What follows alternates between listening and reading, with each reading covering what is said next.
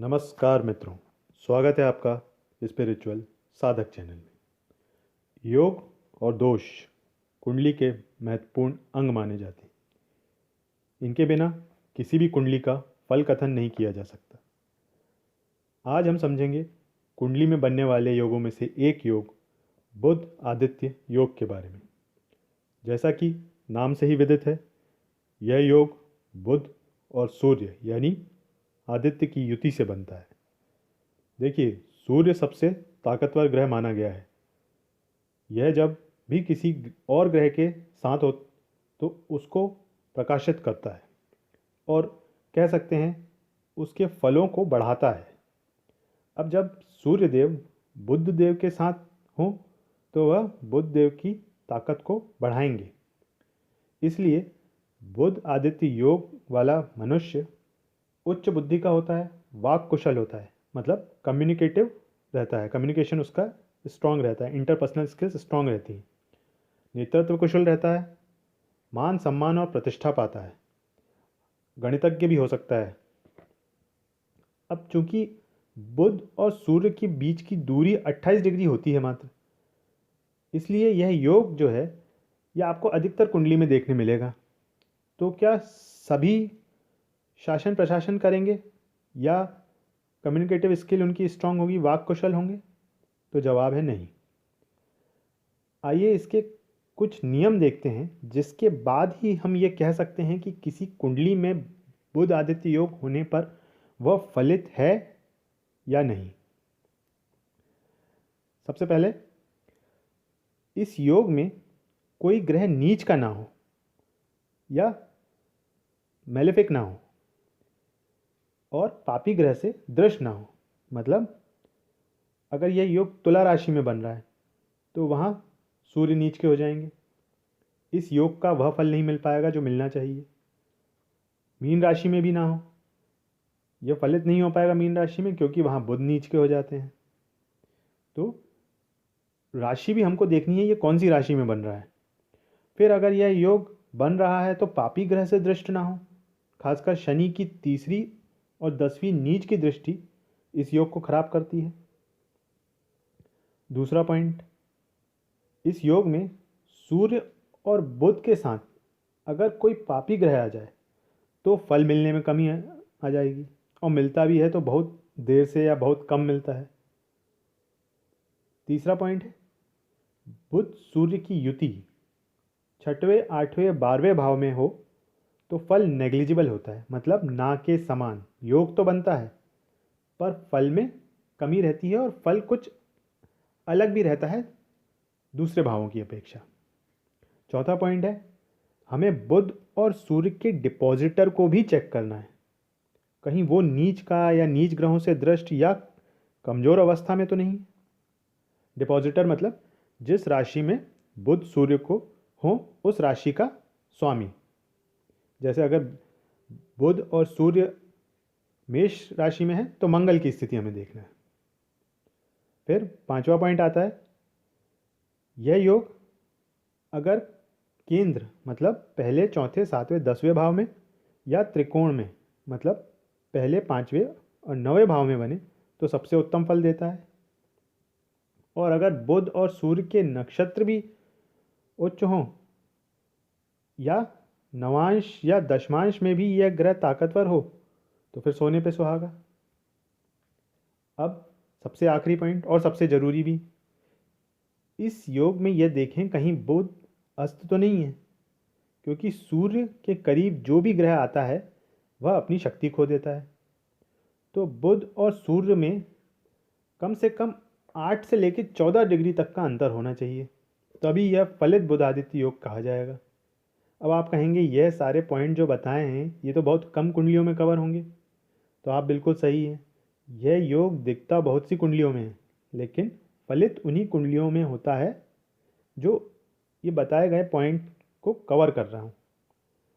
आइए अब हम जानते हैं कि कुंडली के प्रत्येक भाव में इस योग का क्या फल मिलता है। देखिए, अगर लग्न में बुध आदित्य योग बनता है किसी व्यक्ति के तो वह व्यक्ति मान सम्मान पाता है, यश प्रसिद्धि मिलती है, कार्य क्षेत्र में उसको सफलता मिलती है।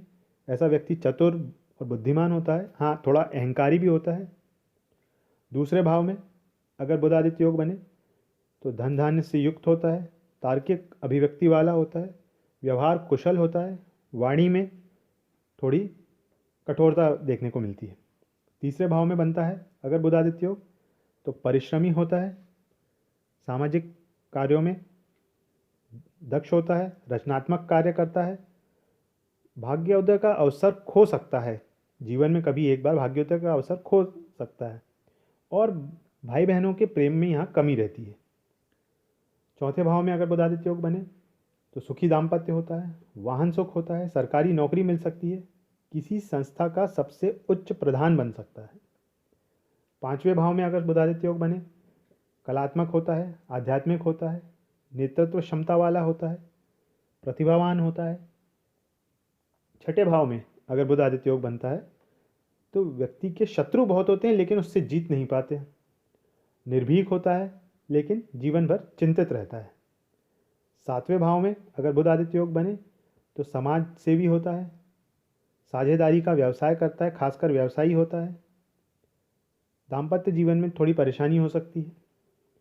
आठवें भाव में बुध आदित्य योग व्यक्ति को आध्यात्मिक बनाता है, दुर्घटना में चोट के योग रहते हैं, रोगी हो सकता है, पेट संबंधी रोग हो सकते हैं, या फिर जायदाद वगैरह से लाभ मिल सकता है। अब अगर नौवें भाव में बुध आदित्य योग बनता है तो व्यक्ति भाग्यशाली होता है, धार्मिक प्रवृत्ति का होता है, हर काम में उसे सफलता मिलती है, भाग्य का साथ मिलता है। 10वें भाव में बुध आदित्य योग नौकरी और व्यापार में सफलता दिलाता है, सरकारी नौकरी का भी यहाँ पे योग होता है। धन कमाने में ऐसा व्यक्ति बहुत चतुर होता है, अपने काम से वो धन कमा लेता है, सबका प्रिय होता है।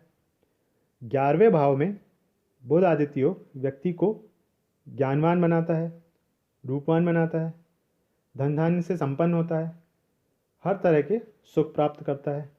12वें भाव में व्यक्ति को खर्चीला बनाता है, आध्यात्म की तरफ रुचि बढ़ाता है, जुए या सट्टे में धन गंवा सकता है ऐसा व्यक्ति। तो ये सारे भाव में बुध आदित्य योग अगर बनता है तो क्या फल रहता है ये मैंने आपको बताया।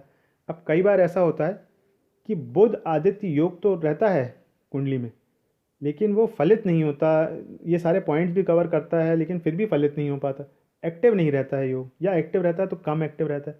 तो शास्त्रों में या ज्योतिष की किताबों में इसके एक्टिवेट करने के लिए कुछ रेमेडीज़ बताई गई हैं। मैं उनमें से 2 रेमेडीज़ आपको बता रहा हूँ। देखिए, अगर आपके कुंडली में बुध आदित्य योग है और वो एक्टिवेट नहीं है, सबसे पहली रेमेडी ये है, सूर्य को जल चढ़ाएं। वो सूर्य को जो अर्घ देते हैं सुबह, सूर्य को अर्घ दें, उस जल को ज़मीन पे ना गिरने दें, क्योंकि ज़मीन पे गिरेगा तो आपके पैरों पे आएगा, वो जल पैरों पे नहीं आना चाहिए। तो सूर्य को जल चढ़ाएं और उस जल को किसी बर्तन या बाल्टी में लें। जब आप अर्घ दें तो किसी बाल्टी या बर्तन में वो जल गिरना चाहिए, और उस जल को फिर हरी घास पे या किसी पौधे में डाल दें। सूर्य को जल दें, वो बाल्टी में ले लें और उसको किसी पौधे या हरी घास में डाल दें। ये पहला उपाय है। दूसरा उपाय, लाल गाय को हरा चारा खिलाएं, हरी घास खिलाएं। अब आप कहेंगे मेट्रोपॉलिटन सिटी में तो हरी घास कहाँ मिलेगी, तो ठीक है, रोटी में, लाल गाय को रोटी में गुड़ और मूंग दाल रखकर खिलाएं। फिर दूसरा प्रश्न उठेगा कि मेट्रोपॉलिटन में गाय भी कहाँ मिलेगी, तो इससे अच्छा सबसे पहला पॉइंट जो बताया मैंने आपको वह सबसे अच्छा है। सूर्य देवता आपको हर जगह मिल जाएंगे, तो सूर्य को जल चढ़ा दें और उस जल को हरी घास में या किसी पौधे में डाल दें। तो ये आज का पूरा वीडियो था बुध आदित्य योग के बारे में, और अलग अलग भावों में अगर बुध आदित्य योग बनते हैं तो उसका क्या असर होता है। देखिए, योग और दोष ये तो कुंडली में रहते हैं, हर कुंडली में आपको योग और दोष मिलेंगे, लेकिन ये व्यक्ति के ऊपर डिपेंड करता है, उसको मेहनत करनी पड़ेगी कि वो इन योग को कैसे एक्टिवेट करता है। आपको मेहनत करनी पड़ेगी, परिश्रम करना पड़ेगा, तभी आपको सफलता मिलेगी। और ग्रह, खासकर सूर्य, मंगल या शनि, ये तो व्यक्ति से परिश्रम मांगते ही हैं, ये करेज मांगते ही हैं व्यक्ति से। तो ऐसा नहीं होगा कि आप बैठे बैठे ही अगर आपकी कुंडली में बुध आदित्य है या कोई और दूसरा योग है तो आपको सफलता मिल जाएगी। उसके लिए परिश्रम सबसे ज़्यादा ज़रूरी है। ज्योतिष के बहुत सारे योगों में से ये एक योग था। आगे भी हम ऐसे ही और भी दूसरे योगों के बारे में चर्चा करेंगे। आज का वीडियो अगर आपको अच्छा लगा हो तो लाइक और शेयर कर दीजिएगा। चैनल को सब्सक्राइब ज़रूर करिएगा और वीडियो देखने के लिए आपका बहुत बहुत धन्यवाद।